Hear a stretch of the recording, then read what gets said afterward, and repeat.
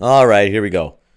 Zayan, my kid, drops my iPhone down from the balcony. From the balcony, and we live on the fifth floor, so you can imagine what happened. I walked over. I knew he had done it. I leaned over the rails, and I I see the iPhone down there like a dead body at a crime scene. I can see it on the sidewalk, smashed.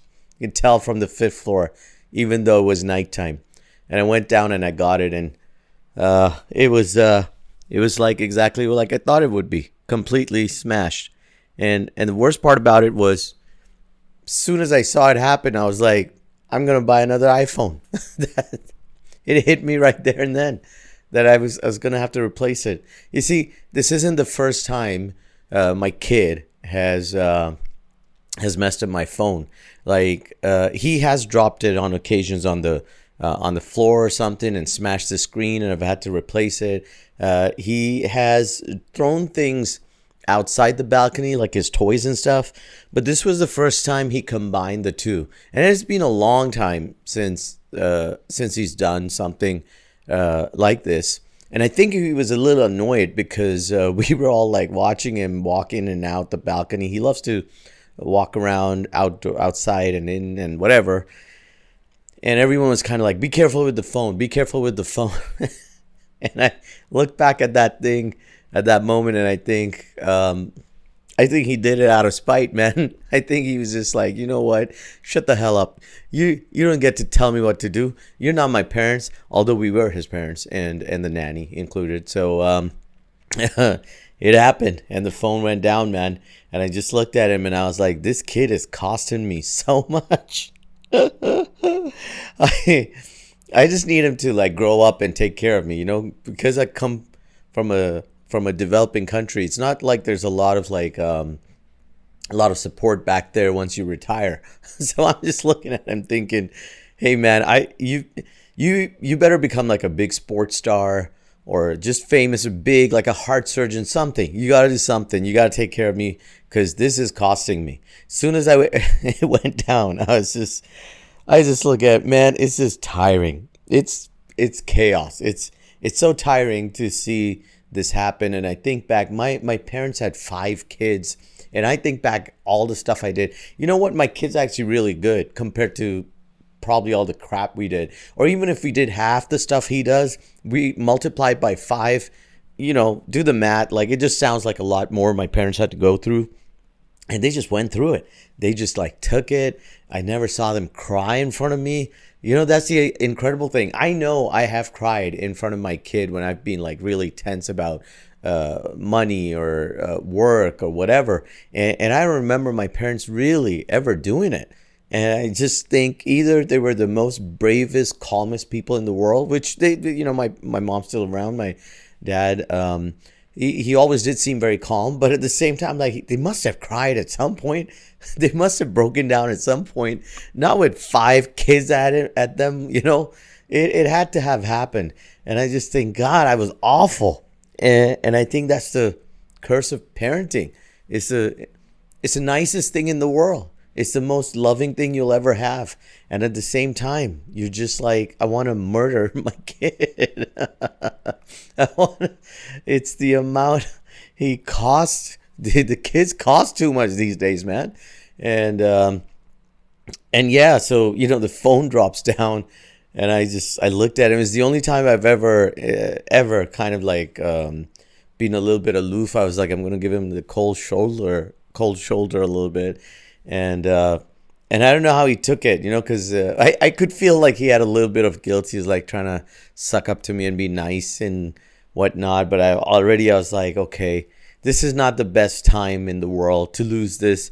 With everything going on, I'm like worried about work and shows, and I don't know how this economy is going to go. Everything's going to be more expensive right now. Man, I don't even need to tell people. I'm just thinking everything. This is calculation going inside my head, and I'm like, petrol's going up. That's going to cause groceries to go up. I'm already seeing it happen. Things are becoming more expensive, and this is not what I needed right now with the phone falling down. But it is, and it's mad, man. When I picked it up, My wife was like, "Is it salvageable? Is that?" And I was like, as I picked it up and brought it had like little pieces falling off it, like dust. You know, some parts of it had turned to dust. It was smashed, and yet through it, I have to give credit to the Apple iPhone. The phone rang. I think the motherboard is still fine. Um, Obviously, I knew I had to replace it, right? Because we don't realize like our whole life is in this small rectangular object now. Like this happened to me a few months ago, and my screen had broken, and I was getting lazy about changing it, and I had a backup cheap Samsung phone, an Android phone I use for traveling to Pakistan and whatnot. So in case it just, in case it gets stolen, my travel phone. And I thought, I have this, I can go a few days but not getting my phone ready. And I realized my whole life is in it, man. Like anything I needed. And it's sucked in with all the apps and all the banking stuff. Because now they made these changes here. This is so annoying. If I have to buy something online, sometimes I have to approve it through the app. And that's a whole thing. And I didn't have the apps on the other phone. And then I had to log in and log out. And there's this whole UAE pass thing. There's this whole app to connect my residential ID with the banks and stuff. It was crazy, man. I just couldn't access so many things. At one point, I'm like, how do I get cash out? I need to go back to living on cash. And so I knew from that time, this was about 7, 8 months ago, that I can't afford to not have a phone. And so I thought, what if I just switch? What if I just quit the iPhone? Yeah, I was, for a moment, I had this crazy moment where I was like, you know what? This is this is a sign from God for me to just quit the Apple world, and just go off and join a cheaper ecosystem or whatever. Like go back. I've used Samsung before. There was life before an Apple iPhone, and then I looked up the stuff and the things I had to do. And most of the good phones are pretty expensive anyway. So I was like, this sucks. You know what I did? I looked at the prices of the iPhone, and I'm like, this is ridiculous now. I mean, it is getting ridiculous. It's like a mortgage payment at this point. It's almost close to my rent if I bought a new Apple iPhone Pro. Right? What is it? The 17 Pro. I don't know what it is right now, but it's up there. It's a mortgage payment. Why is it the price of a cheap Corolla? Like a secondhand Corolla? Like why is this phone? Why am I carrying a luxury TV around when we have all this technology, all this phone that Chris Nolan could shoot a film with, and all I'm doing is just sending WhatsApp messages, and I don't even type OK. I type K. That's how. Why am I spending so much on this? They've got us trapped, haven't they? Like these iPhones, it's exhausting for me, and I just kind of think about it. And I'm like, at what point will we realize that this is just ridiculous? I'm not just talking about the price of the phone itself, the whole ecosystem. I know, like my iCloud has gone over in price at least twice since I've been on that subscription, and it is just slowly inch it up, and you just absorb and absorb and absorb until like everything is just about maintaining these subscriptions and stuff. And it's crazy. I don't know what to do about it. Like, but I also know changing it is so hard. And I'm not gonna lie, if they released a new model with a built-in therapist and a shawarma maker, I'd probably pay up. I just buy the next thing possible. And I don't know if I'm more inclined to do it in these developed kind of places, like these places where people expect more. The base level is higher, So I mean, when I go back to Pakistan for like a holiday, I feel less conscious about a bunch of things. I don't really care as much. I know there are people looking at what you own and all that kind of everywhere in the world, but I feel like in those countries, there's a little bit more leeway. There's a little bit more forgiveness. There's a little bit more understanding that maybe someone just wants to save some money. Over here, and in some places in the world, I feel like you can't get stuff done unless you have the right like gadgets or products or status, or like, at least the illusion of it. And that's why we end up owning the iPhone, because God forbid I show up somewhere and I flash a cheap I can't, it's not a lot going for me with the what do you call it, with my skin color either, right? So you kind of like dress up your status a bit more with the products that you own. And so I was like, hey, son's food and groceries, or a new iPhone. And what I did was, it was the first time I wasn't excited about buying a new phone. I always buy a new phone every 4 or 5 years or more if I can, until the phone has either stopped working or is beyond repair, or they've messed it up so much. So with built-in what do they call it, where like the product starts failing over time, so you are obsolete. There's this whole thing, and I think I've heard like Europe's trying to cut that out, but let's see if that travels around to the world. But that's what happens. Like I just normally I don't, and then when I do buy it, then I feel like I used it long enough to justify the expensive item that it was. At least that's what I do in my head.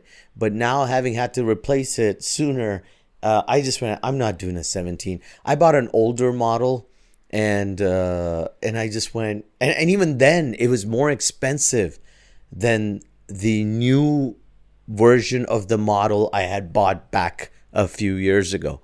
And I was like, this is, even if I'm buying a 2-year-old model, it's still more expensive than what I paid. Like that, who's doing the math, man? Is anyone ever talking about this? Are we all like just kind of suffering in silence with this Apple stuff? I don't know. I just can't seem to quit. And I worry about it. Look, and it's not fake, okay? So recently I rented cars a couple of times because my car's in the garage. It's got a big problem. That's another thing on hold. Like literally, when people say my life is falling apart, I think when I say that, I mean like my gadgets, everything around me is falling apart. In fact, my Mac, which is getting pretty old, every time I operate it, I'm like, I hope this is not the last time. But it's doing well. They stand the test of time. They're good machines. But the other day I couldn't get the charger to work, and I was like, oh no, this is broken. I didn't realize there was like a staple that had got stuck on the magnet bit in between, and it was preventing the wire from clicking properly. And when I removed it, it worked. But for a second I was like, oh man, that's another device gone. And everything in my head was just like, it's all, my body's falling apart and my life is falling apart and the world is falling apart. That's the mode I was in. So this car thing, I get like, I had 3 different experiences. All right. So I use this app that allows you to rent a car for the day. And it's based on like, you can just pick up the car that is parked near you. Okay. So you just go on the app and you decide, hey, I'll rent this one out from the options that are close. But they only seem to have like 2 variations. There's a higher end sort of mini SUV, or like a really cheap dinky Mitsubishi Outrage. I don't know how to pronounce that. And so you just kind of pick whatever's close to you, unless you want to walk like 20 minutes to the next car. And I tried looking for when I rented the mini SUV, it was a Ford Territory, and a pretty decent car. Not a huge price difference, enough to like maybe go, okay, sure, I'll save some money. But when I took that out, I was fine. Like, it was regular me driving around. A couple of times I rented the Mitsubishi one because it was the closer one. And I was like, hey, man, why am I paying higher prices? So I was like, let me try this. And both times I got treated really bad.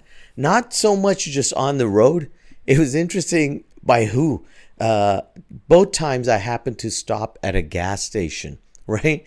And the gas attendant, both different people each time. This has happened to me twice now, very close to like within the last 2 weeks. Both times the gas attendant treated me like shit. That was an eye opener for me because I was like, yo, what's going on? The last time it happened, the guy just kind of stood watching me and not coming up to serve me. So I was like, not supposed to serve. Doesn't like just help me out, and I'm looking at him, he's looking at me, and eventually he kind of strolls over, and I just asked him, hey, how come you didn't like walk over first? And he's like, because you haven't put the car right. And I'm like, sure, but isn't it your job to just come over and tell me, sir, you need to move the car forward a little bit or something of that sort, so I know that it has to be done. And then we got into this back and forth where we're both not admitting, like, I don't know if what is it, that AITMI, the whatever. And I don't know, maybe I was a jerk in that situation, but I genuinely was like, look, this has never happened to me before. And I was just touchy about the very earlier incident as well. Very previous, this is the second time it's happening so quick. So I got into this argument with him, and I'm like, listen, all you have to do is just come up and tell me I need to move my car a little bit forward. How am I supposed to know? Otherwise, it's not parked right. And like I said, we went back and forth. Eventually, I did get it. I said, listen, could you just get someone else? Because we're just arguing with each other. This other guy walks in, and I did the whole. I was just so annoyed at that time. And as I'm saying it out loud, I feel guilty slightly, but I just called the supervisor. I'm like, hey, listen, can you please call the supervisor? And the second guy's trying to get out of it. He's like, sir, no, what happened? Tell me. I'm like, no, I need to speak to the supervisor. At that point, I was like, am I crazy? and the supervisor eventually comes, and I just asked him. I was very nice, just for those people who think I was acting like Karen. I did not scream or shout or try to get the guy in trouble.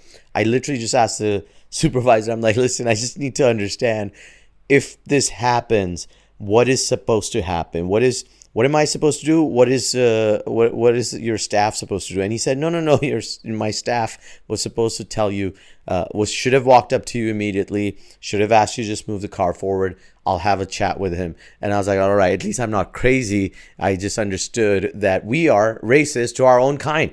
Why are poor people treating poor people worse?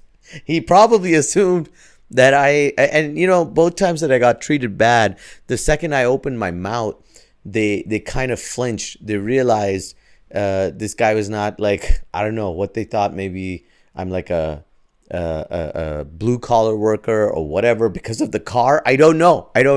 But as soon as I opened my mouth, they realized, oh, this guy his voice doesn't fit this car. I could see it on their faces. I swear to God, both times, not exaggerating, I'm not lying. I could tell. And they flinched both times to go, oh shit, I should have been nicer to this one. My whole thing is, well, why? Why even if I was just a blue collar worker or something? I don't know what they were thinking. Just someone not rich or not educated or whatever, right? Just one of their brown folks from the country, and just treat me nice for that too, right? So this stuff happens, and you kind of notice it, and then you go, yo, if I'm gonna live in the place, upscale place and stuff, I gotta look upscale.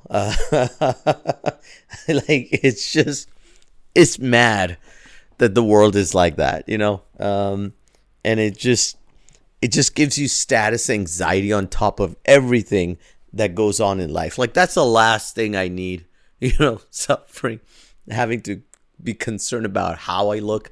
Over the years and stuff, I don't. I bet I judge people too, I probably look at people and maybe they're right. I mean, why would you not judge someone based on what they have, right? Like, you would think, okay, if I'm selling something or I'm expecting, I don't know, actually. I don't know. Why? Okay, I get like not treating someone right, but this gas attendant thing, and I've had that happen at hotels and stuff too. I was just thinking, you're not selling me anything. I'm gonna buy whatever the other guy's buying. Like it's not like I've shown up at a gas station and I'm gonna buy nothing. You're selling petrol. You're not earning commission off it. I'm really trying to understand why you would treat someone better than another in that situation. It really makes no sense to me. And I wonder if I do the same. Like, do I have someone walk in and I look at them and go, they look they don't look rich enough, and so I'll treat them accordingly. Like, where does that come from? And I get rich people doing it. You know, if someone rich was treating me like shit, I'd be like, that's expected. They're just, I'm talking about like some billionaire kind of dude just walking by arrogantly. I'd be like, yeah, he's just out of touch. She's out of touch with reality. Like, who knows? But you poor, man. You poor like me. So why are we doing this to each other? Why we should be treating each other with much more respect. Instead, we're in this situation. So there you go. I that's life, I guess. I like to think about these things, and I that's what happened. It's so now I have a new iPhone. That's an old model, but it's a new iPhone, and I'm terrified of ever renting a small car again. And I'm just watching my kid like a hawk, hoping he doesn't throw anything over the balcony. You know, that's been a week, people. All right. I hope you enjoyed this episode. I'm gonna catch you guys. I'll catch you guys in a week. I wish you a good week ahead. It's getting hot out there. Take care of yourself, and speak soon.